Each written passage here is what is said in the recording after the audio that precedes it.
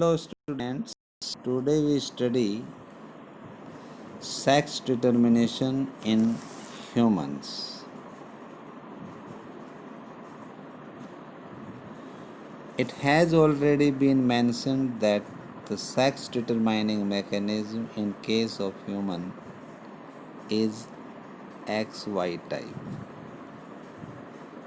इससे पहले भी ये मेंशन हो चुका है कि मनुष्य में सेक्स डिटरमिनेशन का जो मैकेनिज्म है वो XY टाइप का है. Out of 23 pairs of chromosome present, 22 pairs are exactly same in both male and female. These are the autosomes. यानी कि ह्यूमन में जो 23 पेयर ऑफ क्रोमोसोम्स होते हैं गैमेट्स में, उनमें से 22 पेयर दोनों में मेल और फीमेल में सेम होते हैं, जिन्हें हम ऑटोसोम्स कहते हैं. A pair of X chromosome are present in female, whereas the presence of an X and Y chromosome are determinant of male characteristics. Female में ऑटोसोम्स के अलावा एक पेयर एक्स क्रोमोसोम का होता है, जबकि मेल में एक्स एंड वाई क्रोमोसोम होते हैं जो मेल कैरेक्टरिस्टिक्स को डिटरमाइन करते हैं. ड्यूरिंग स्पर्मेटोजेनेसिस, जब स्पर्मेटोजेनेसिस होती है तो मेल 2 टाइप्स के गैमेट प्रोड्यूस करते हैं. 50% sperm carry X chromosome and the rest 50% carry the Y chromosome. अर्थात जो मेल स्पर्म प्रोड्यूस करता है स्पर्मेटोजेनेसिस के दौरान, 50% स्पर्म में एक्स क्रोमोसोम होते हैं, जबकि 50% में वाई क्रोमोसोम होते हैं. बाकी ऑटोसोम्स होते हैं. Females however produce only one type of ovum, जबकि फीमेल में एक ही तरह के ओवा प्रोड्यूस होते हैं, जिनमें एक्स क्रोमोसोम होता है. तो there is an equal probability of fertilization of ovum with the sperm carrying either X और वाई क्रोमोसोम. अर्थात ओवम की एक्स क्रोमोसोम कंटेनिंग स्पर्म से फर्टिलाइज होने की और वाई क्रोमोसोम से फर्टिलाइज होने की बराबर प्रोबेबिलिटी होती है. अर्थात 50% चांस हैं कि वो ऐसे स्पर्म से फ्यूज़ हो जिसमें एक्स क्रोमोसोम है, और 50% प्रोबेबिलिटी है कि उसमें वाई क्रोमोसोम हो. In case the ovum fertilizes with sperm carrying YX chromosome, the zygote develops into female, and the fertilization of ovum with Y chromosome carrying sperm into a male offspring. और अगर ovum ऐसे sperm से fuse होता है जिसमें Y x chromosome है, तो zygote female में डेवलप होता है. और अगर ओवम ऐसे स्पर्म से फर्टिलाइज होता है जिसमें वाई क्रोमोसोम होता है, तो जाइगोट वो मेल ऑफस्प्रिंग में डेवलप होता है। Thus it is evident that it is the genetic makeup of the sperm that determine the sex of the child। अर्थात अब ये एविडेंटेड है कि जो स्पर्म का जेनेटिक मेकअप है वही बच्चे के सेक्स को डिटरमाइन करता है। It is also evident that in each pregnancy there is always 50% probability of either a male or female child।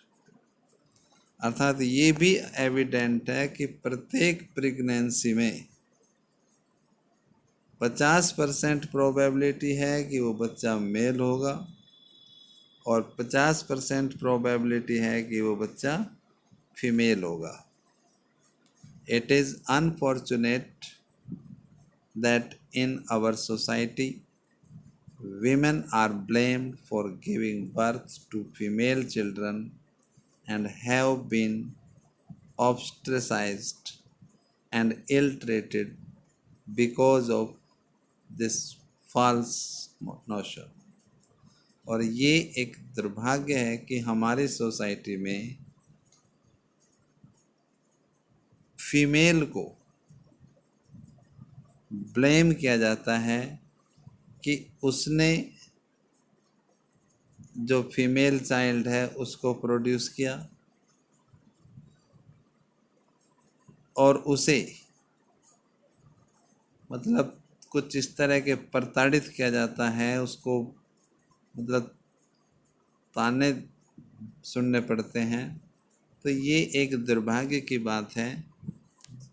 अब ये प्रमाणित हो चुका है कि सेक्स डिटर्मिनेशन का जो जिम्मा है वो फीमेल के उसमें नहीं है बल्कि वो मेल के उस स्पर्म्स के अंतर्गत है। Now we study sex determination in honey bee. The sex determination in honeybee is based on the number of sets of chromosome an individual receives। honeybee में जो सेक्स डिटर्मिनेशन है वो इस बात पर निर्भर करता है कि वो इंडिविजुअल क्रोमोसोम्स के कितने सेट रिसीव करता है। An offspring formed from the union of sperm and egg develops as a female। अगर कोई ऑफस्प्रिंग ओवम और स्पर्म के फर्टिलाइजेशन से डेवलप होता है तो उससे फीमेल डेवलप होती है, आइदर क्वीन और वर्कर। और जो अनफर्टिलाइज्ड एग होता है वो मेल में डेवलप होता है, ड्रोन में डेवलप होता है by the process of parthenogenesis. अर्थात पार्थेनोजेनेसिस के द्वारा वो डेवलप होता है। This means that the males have half number of chromosome than the female. अर्थात मेल में क्रोमोसोम्स की संख्या फीमेल की अपेक्षा आधी होती है। ये एक रिप्रेजेंटेशन है कि फीमेल में क्रोमोसोम्स की संख्या 32 है जबकि मेल में क्रोमोसोम्स की संख्या 16 है। फीमेल प्रोड्यूसेस ओवा with the help of meiosis process and each egg contain the chromosome number 16 यानी कि हाफ नंबर ऑफ क्रोमोसोम्स। प्रत्येक एग में 16 क्रोमोसोम है। इधर दूसरी तरफ अगर मेल को देखें तो वो हैप्लॉइड है और हैप्लॉइड में मियोसिस डिवीजन नहीं होता तो वो अपने गैमेट्स बनाता है by the process of mitosis, और माइटोसिस से जो गैमेट्स बनेंगे उनमें क्रोमोसोम्स की संख्या सेम रहती है, अर्थात इसमें भी क्रोमोसोम्स की संख्या 16 है। अब अगर ये ओवम और ये स्पर्म फ्यूज होते हैं तो क्रोमोसोम्स की संख्या होगी 32 और जाइगोट डेवलप इनटू फीमेल। और अगर ये पार्थेनोजेनेटिकली यानी कि अनफर्टिलाइज्ड ओवम से डेवलप होता है तो उसमें क्रोमोसोम्स की संख्या रहती है 16।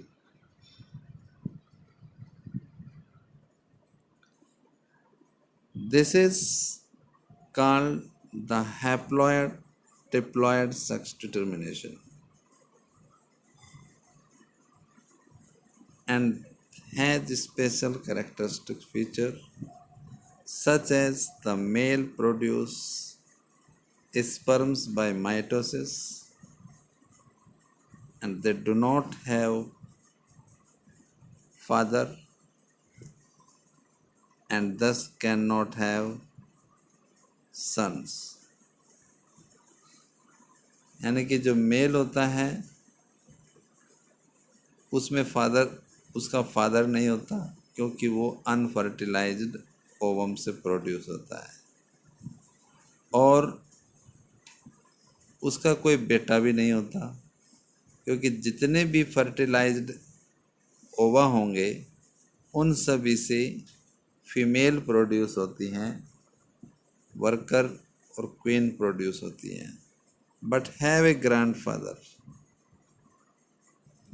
लेकिन उसमें ग्रैंडफादर होता है एंड कैन हैव ग्रैंडसन, और उसमें ग्रैंडसन भी होंगे, यानी कि उनकी जो बेटी होंगी वे जब एग प्रोड्यूस करेंगी तो उन एग से जो अनफर्टिलाइज्ड पार्थेनोजेनेटिकली यंग उत्पन्न होंगे वो इसके ग्रैंडसन होंगे।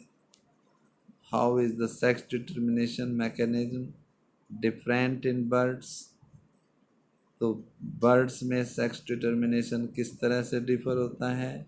बर्ड्स में जो सेक्स डिटर्मिनेशन है वो फीमेल हेट्रोजाइगटी, यानी कि वहाँ सेक्स डिटर्मिनेशन मेल के कारण निर्धारित नहीं होता बल्कि फीमेल के कारण होता है।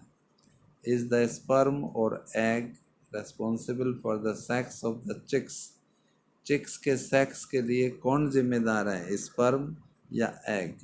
उसमें एग रिस्पॉन्सिबल है क्योंकि जो फीमेल है वो 2 प्रकार के एग प्रोड्यूस करती हैं, half containing Z chromosome whereas other half containing W chromosome.